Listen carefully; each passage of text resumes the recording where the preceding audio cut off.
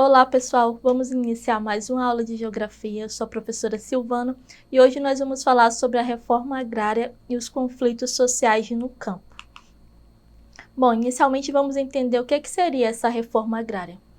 Definida pelo Estatuto da Terra de 1964, é a reorganização da estrutura fundiária com o objetivo de promover e proporcionar a redistribuição das propriedades rurais, ou seja, efetuar a distribuição de terra para a realização de sua função social. Quando nós falamos nessa reorganização da estrutura fundiária, primeiro a gente tem que entender o quê? Que hoje no Brasil a concentração de terras, os grandes latifúndios, esses latifúndios são considerados quando são a partir de 1.000 hectares, por exemplo. E aí, como que seria essa reorganização? Ela seria baseada naquelas terras que estão sem uso, sem função social, chamadas terras improdutivas. Quando nós falamos da reforma agrária, nós estamos falando de uma redistribuição. Como que aconteceria isso? Terras que deveriam estar sendo produzido algo que favorecesse a nossa economia, a nossa agricultura. E aí os pequenos proprietários que não têm acesso a essas terras para cultivar alguma coisa, algum produto, eles seriam destinados a essas terras. Então, a gente vai entender como que aconteceria esse processo. Tá. A disparidade existente na estrutura fundiária brasileira gera insatisfação de várias classes da sociedade, trabalhadores rurais, cientistas políticos, sociólogos, entidades religiosas, entre outros, que apoiam a implementação da reforma agrária.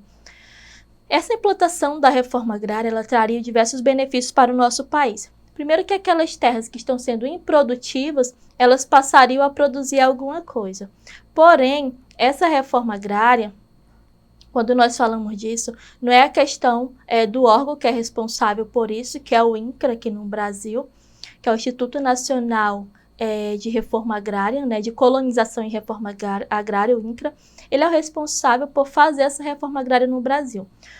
De que forma isso acontece? O INCRA ele vai chegar nas grandes propriedades de terra, ele vai fazer a fiscalização dentro dessa propriedade e aí ele vai informar para o dono daquela propriedade o que está sendo improdutivo naquela propriedade e a partir desse momento esse dono dessa grande propriedade vai vender essa parte para o governo, tá? Não é questão do governo o órgão chegar e tomar aquela propriedade e aí entregar na mão de outros, não acontece dessa forma. Esse grande proprietário dessa terra, ele vai vender essa parte para o governo e aí o governo vai fazer a redistribuição. Essa redistribuição, nós temos, como eu posso dizer, algumas pessoas, como vocês podem ter lido no slide, alguns políticos, sociólogos, entidades religiosas, eles criticam a forma como que é feita essa redistribuição. Por quê? O pequeno produtor que vai ocupar aquela terra improdutiva, muitas vezes ele vai ocupar uma terra que não tem água, ele vai ocupar uma terra que o solo não é fértil, e então ele vai precisar do capital, do financiamento. E esse pequeno produtor é o que não tem acesso a esse financiamento. Quem que vai ter acesso aos grandes financiamentos nos bancos? Exatamente os grandes proprietários. E muitas vezes, o que acontece? Quando esse pequeno proprietário ele tem acesso a essa terra e ele não consegue produzir por falta de investimento, ele acaba que vendendo essa terra. E quem é que vai ter o poder de comprar essa terra? Novamente, o grande proprietário de terra. Então, essa questão da reforma agrária dentro do nosso país é um assunto muito polêmico que vai envolver diversos pontos de vista. Mas aqui, na nossa aula, é necessário que vocês entendam que nós estamos trabalhando mais com conceitos. Que consequências essa reforma agrária traria para dentro do nosso país, tá? Além de promover cidadania, proporcionar desconcentração e democratização da estrutura fundiária e gerar renda no campo, a reforma agrária favorece a produção de alimentos básicos, o combate à fome e à pobreza, promoção da cidadania e da justiça social, a interiorização dos serviços públicos básicos, a redução da migração campo-cidade, a diversificação do comércio e dos serviços no meio rural, a democratização das estruturas de poder.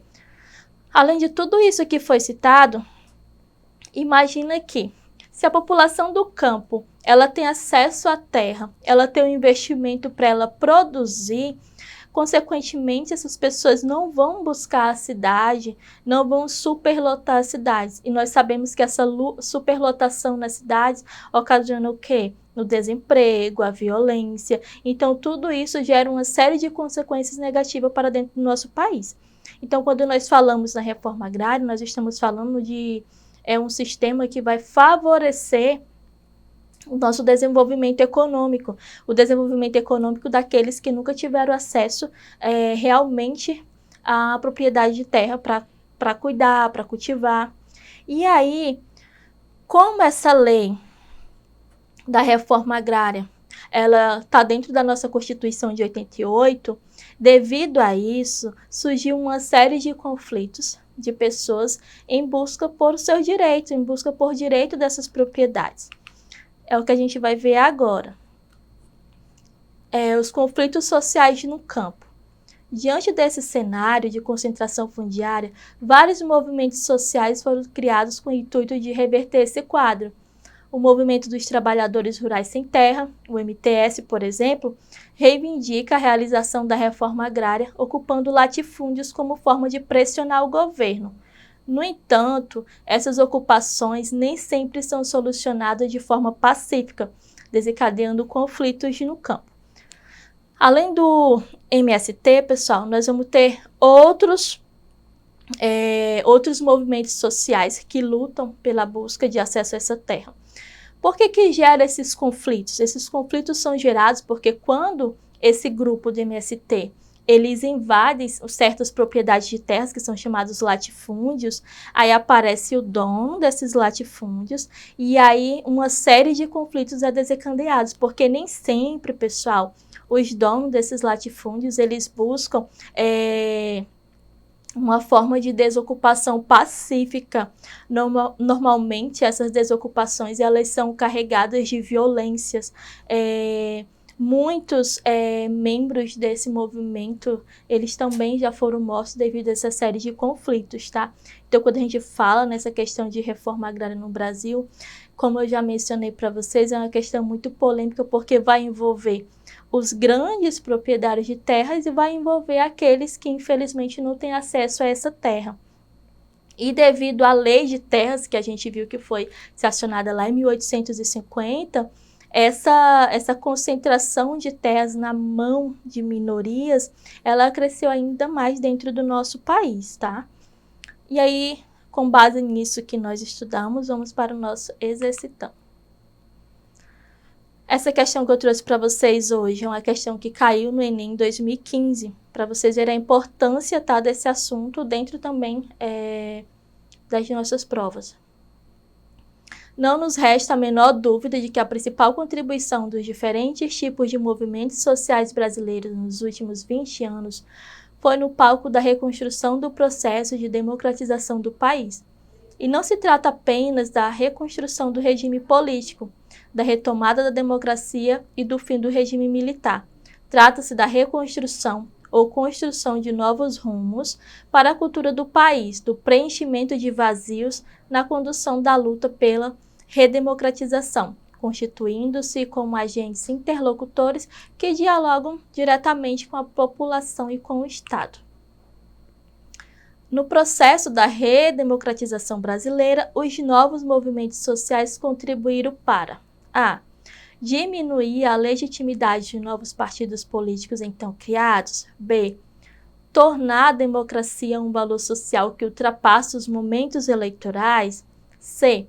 Difundir a democracia representativa como objetivo fundamental da luta política. D. Ampliar disputas pela hegemonia das entidades de trabalhadores com os sindicatos. E. Fragmentar as lutas políticas dos diversos atores sociais frente ao Estado. Bom, diante do que nós estudamos, a nossa alternativa correta é a letra B. Por quê? Porque o texto ele vai falar da importância dos movimentos sociais para a democratização do país. Nessa perspectiva, o autor atenta para a importância dos grupos sociais serem ouvidos.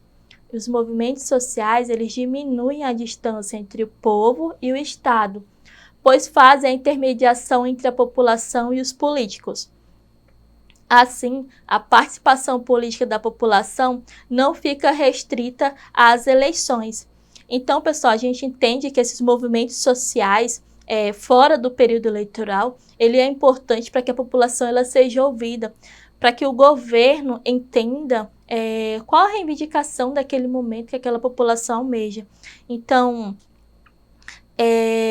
com base em dados do próprio site do INCRA, nós temos aí mais de 100 mil famílias assentadas e a gente pode também dizer que dentro desses assentamentos a gente vai ter uma grande participação, pessoal, desses movimentos sociais, tá? Esses movimentos sociais, eles contribuíram para esses assentamentos.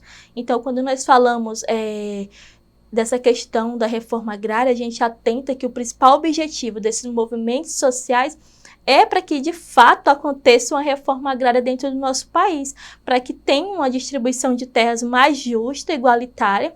Lógico que nós não vamos conseguir ter algo igualitário, né, quando nós falamos dessa questão de terras. Porém, uma forma mais justa dessa redistribuição é possível sim. Por isso que esses movimentos sociais, eles lutam tanto por isso, já que nós temos algo regulamentado dentro da nossa própria Constituição.